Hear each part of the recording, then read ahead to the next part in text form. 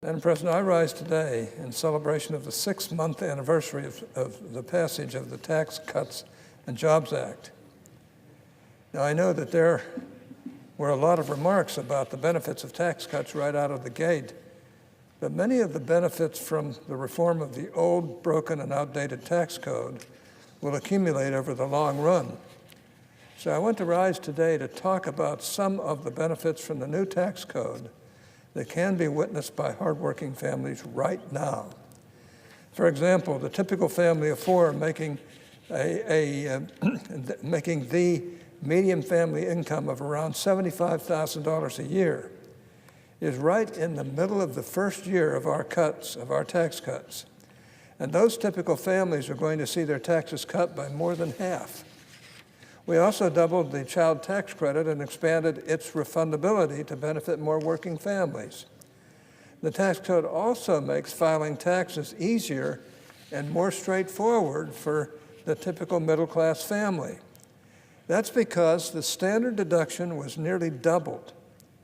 Taken all together, provisions like these are the reason the nonpartisan Joint Committee on Taxation found that the overall distribution of the new tax bill is directed toward the middle class.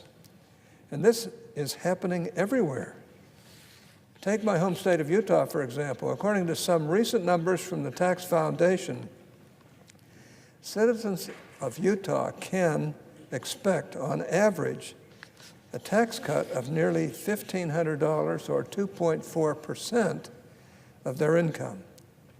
Take advantage of those hundreds of dollars and start paying off your car a little sooner.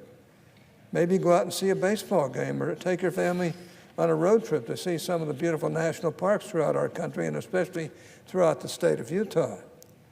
All of those things are now that much more possible because of our tax reform.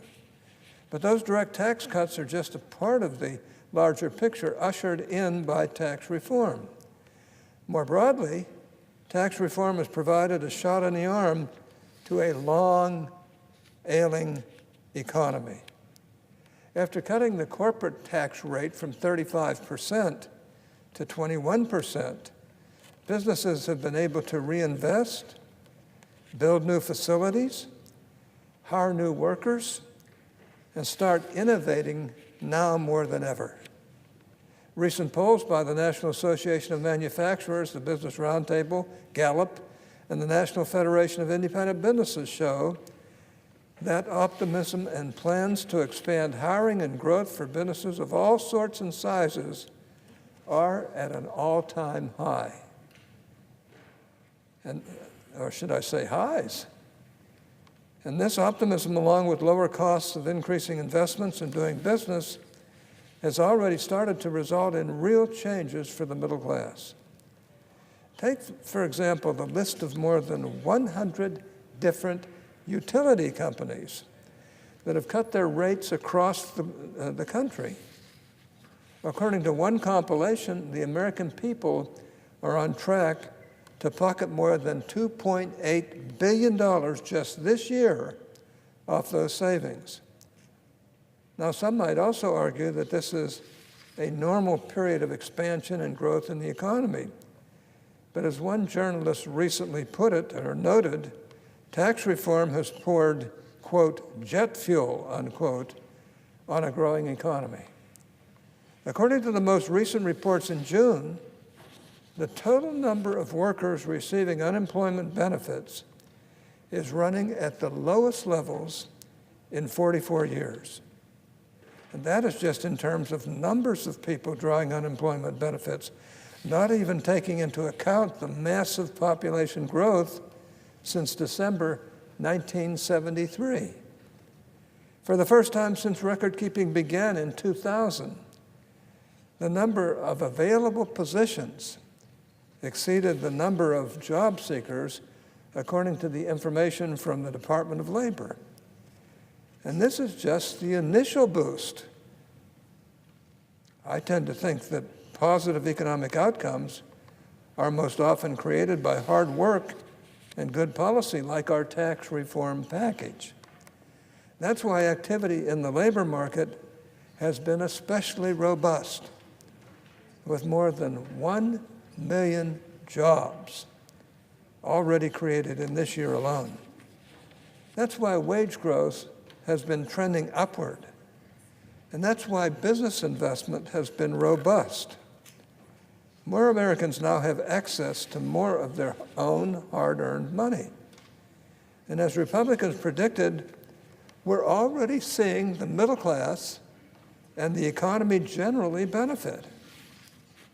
Now, mark my words, Mr. President, Madam President, there is a lot more growth we should anticipate coming down the pipe as more and more people start to realize how much tax reform actually does and will affect their families, their businesses, their communities, and our country as a whole.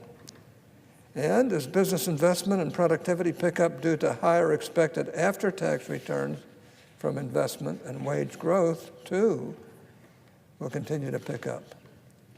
All told, these changes are creating a paradigm shift.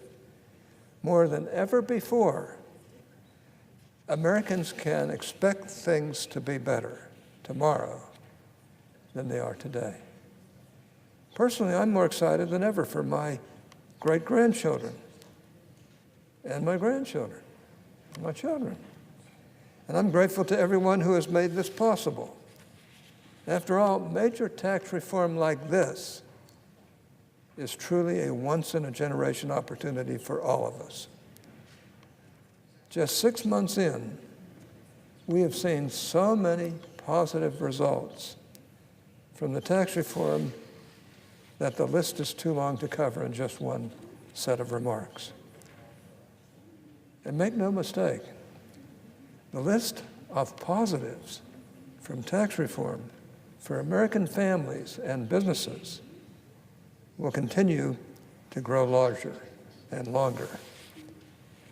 With that, Madam President,